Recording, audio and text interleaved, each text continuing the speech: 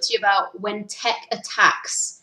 Now, we all know that technology can be really great for our regular everyday lives, but sometimes it just gets us into more trouble than it's worth.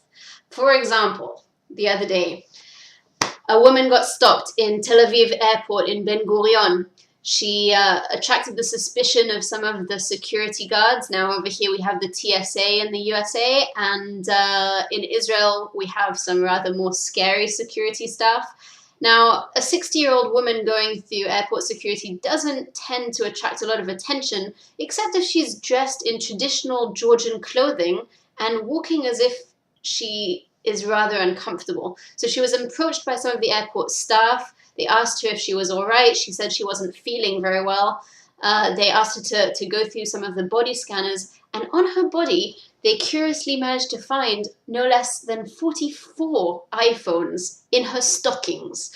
Now, we doubt that she was such an Apple fan that she felt the urge to buy 44 iPhones for herself. So it was probably some sort of a smuggling ring. This is not the first time that Israeli security staff have caught people smuggling things into the country. Rather more odd things than iPhones have been caught in the past.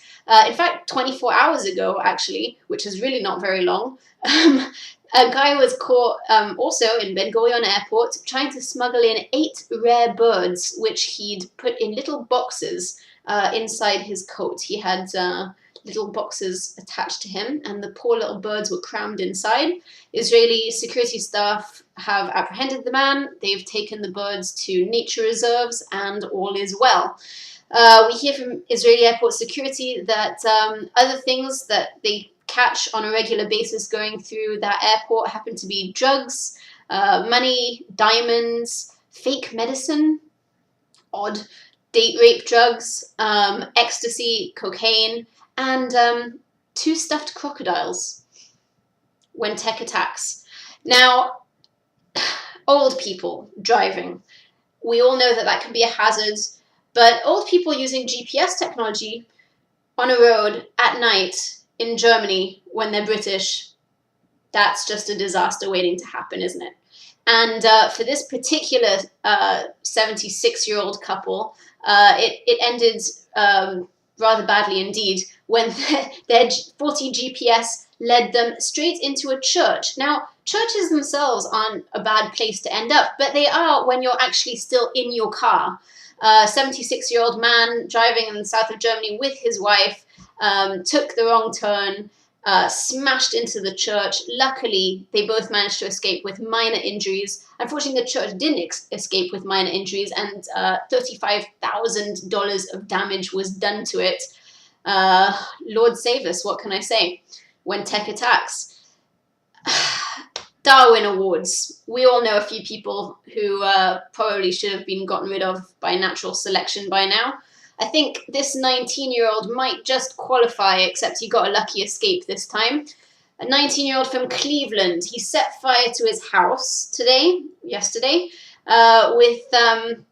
well, he lost his remote control, and that can be really frustrating. When you're looking for that remote, you need to change the channel, and you just can't find it. So he thought he'd lost it under his bed. So what do when you look for stuff under your bed? You use a torch. But no, if you don't have a torch, well, most of us would just find one or switch on the light. This clever clogs decided, or should we say Bright Spark, decided that he would use his handheld lighter to check under his bed. And of course, he set fire to his mattress. In a matter of minutes, his whole house was on fire. Luckily, his family managed to escape. Unfortunately, and rather sadly indeed, his 3 dogs died. The entire house is a write-off just for looking for the remote control. That is pretty stupid by most people's standards. Something else that came up today. We all know Mexican food can have some dire consequences, but for this New York man today, 22-year-old, it had some really fatal consequences when he actually fell into a tortilla mixing machine. The man was sucked into the machine while trying to retrieve something he dropped in there. Don't want to make light of the situation, but I would just like to say, tortilla, don't! And Android might soon be spying on us from space. Now, I'm sure that many people have come to the conclusion already that Google knows whatever we do, wherever we are, anyway. But sending Android phones into space is a new step, even by Google standards. It's actually not Google that's sending the phone up, but the Surrey Satellite Technology Limited space program from Guildford in the UK. They're actually sending an Android phone up into space to see if Android phones can actually withstand the harsh environment of space. It can control a little satellite, 30 centimeter long satellite, and it can also apparently take photos of Earth.